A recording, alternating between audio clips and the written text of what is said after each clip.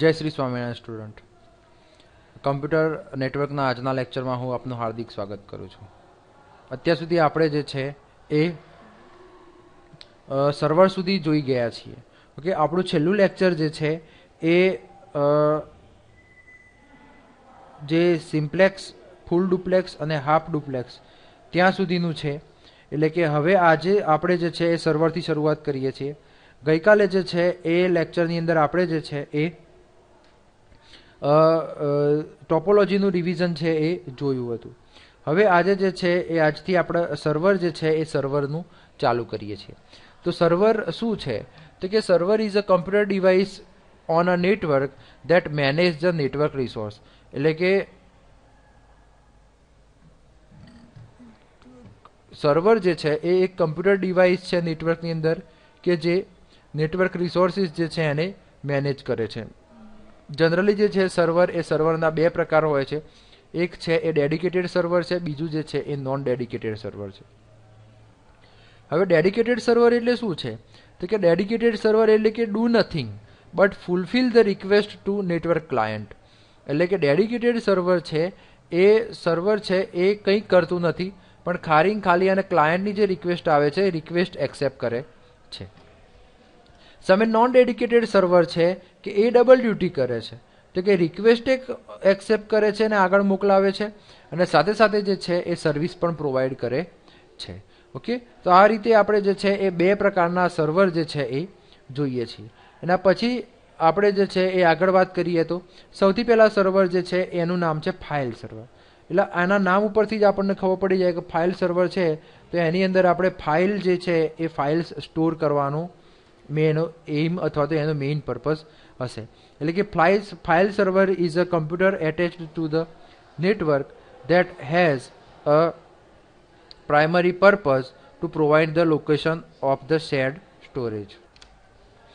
સો file server જે છે એ શું કરે છે? તો કે એનો પ્રાઇમરી પર્પઝ એટલે કે એનો મેઇન પ્રાથમિક ઉદ્દેશ જે છે એ શેનો છે? તો કે provide a location for a share storage of the computer file. એટલે કે લોકેશન પ્રોવાઈડ કરવાનું શેનું? તો કમ્પ્યુટર ફાઇલ્સનું લોકેશન જે છે એનું. That can be accessed by the workstation that are attached to the computer network. એટલે કે આ જે શેર્ડ લોકેશન જે છે, શેર્ડ સ્ટોરેજ જે છે, શેર્ડ ફાઇલ જે છે એ વર્ક સ્ટેશન દ્વારા એક્સેસ કરવામાં આવે છે અને કમ્પ્યુટર નેટવર્કથી કનેક્ટ કરવામાં આવે છે. સાથે ફાઇલ સર્વર જે છે એ સ્પેશિયલ પ્રકારનું એક કમ્પ્યુટર છે કે જેનો મેઇન ઉદ્દેશ જ જે છે કે એ ફાઇલ સ્ટોર કરવાનો છે. And user on a network can store the files on a server. એટલે કે નેટવર્કની અંદર જો કોઈ યુઝર હશે તો એ યુઝર ફાઇલ સર્વરની અંદર પોતાની ફાઇલ સ્ટોર કરી શકે છે. Okay, and in file server FTP protocol is install. એટલે કે ફાઇલ સર્વરની અંદર ફાઇલ ટ્રાન્સફર પ્રોટોકોલ જે છે એ ઇન્સ્ટોલ કરવામાં આવેલો હોય છે કે જેનો મેઇન પર્પઝ જે છે એ શું છે? તો કે સિક્યુરિટી પ્રોવાઈડ કરવાનો. તો ક્યારે સિક્યુરિટી પ્રોવાઈડ કરવામાં આવશે? તો જ્યારે સર્વરથી કમ્પ્યુટર સુધી અથવા તો કમ્પ્યુટરથી સર્વર સુધી કોઈ પણ ફાઇલ ટ્રાન્સફર થતી હશે તો એ વખતે સિક્યુરિટી પ્રોવાઈડ કરવાનું કામ જે છે એ ફાઇલ ટ્રાન્સફર પ્રોટોકોલ એટલે કે એફટીપીનું રહેશે. હવે એપ્લિકેશન સર્વરની વાત કરીએ તો એપ્લિકેશન સર્વર શું છે? તો કે એપ્લિકેશન સર્વર જે છે એ દરેક પ્રકારના એપ્લિકેશન સોફ્ટવેર જે છે, એપ્લિકેશન ઓપરેશન જે છે એ હેન્ડલ કરે છે.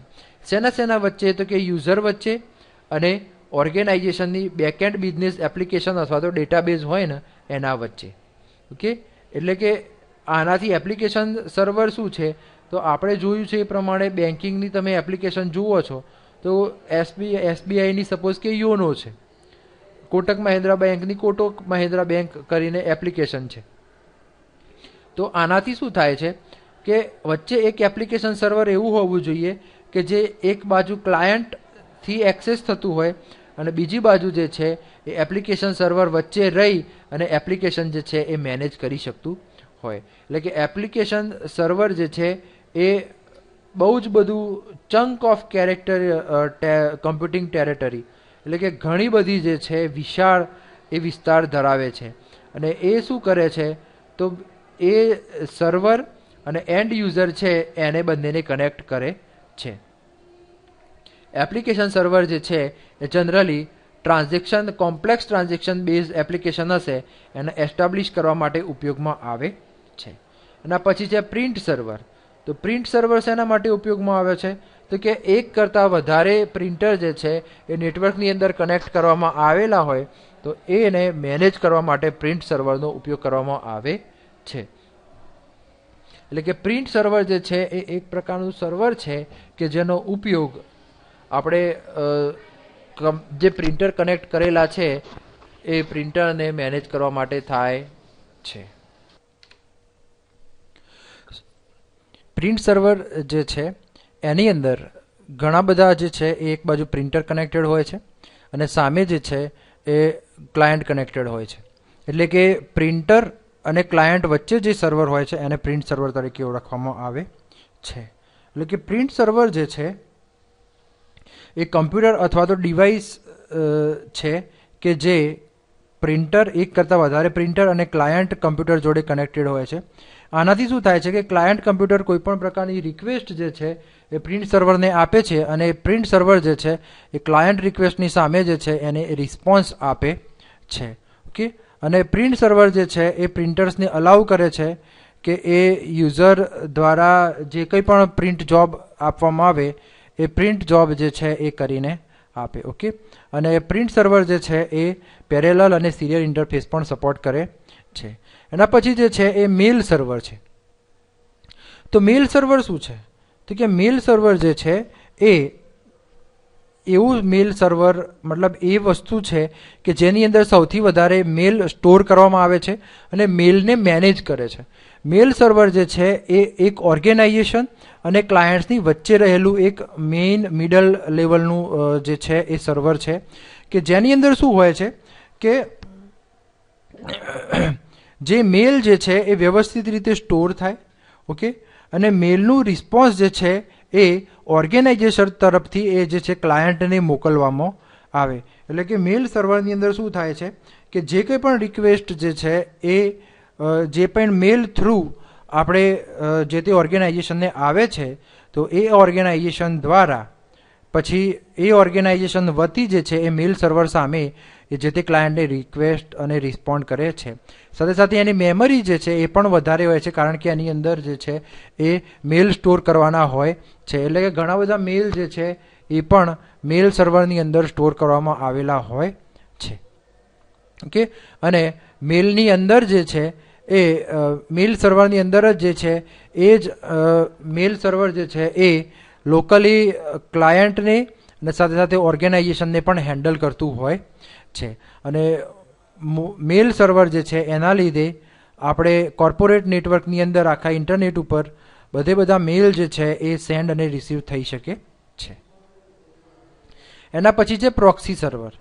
તો પ્રોક્સી સર્વર જે છે એ ક્લાયન્ટ સર્વરના આગળ લગાવેલું એક પ્રકારનું સર્વર છે કે જે રિક્વેસ્ટ કરાયેલી જે માગવામાં આવેલી સર્વિસીસ છે એની રિક્વેસ્ટ જે છે એ આગળ ફોરવર્ડ કરે છે કોઈ પણ સર્વરને અને સામે એનો રિસ્પોન્સ જે છે એ આપણા જે તે ક્લાયન્ટ કમ્પ્યુટરને ફોરવર્ડ કરે છે.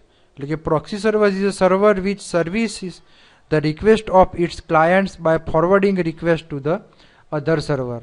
એટલે કે એ પ્રોક્સી સર્વર જે છે એ એક પ્રકારનું સર્વર છે કે જે ક્લાયન્ટની રિક્વેસ્ટ પ્રમાણેની સર્વિસ એ પ્રોવાઈડ કરે છે અને એ રિક્વેસ્ટો જે છે એ આગળ સર્વરને પણ ફોરવર્ડ કરે છે. Client કનેક્ટ્સ to the proxy server. એટલે ક્લાયન્ટ જે છે એ પ્રોક્સી સર્વર જોડે કનેક્ટેડ હોય છે. રિક્વેસ્ટિંગ સમ સર્વિસ એટલે કે થોડીક સર્વિસની રિક્વેસ્ટ મોકલાવે છે જેવી કે ફાઇલ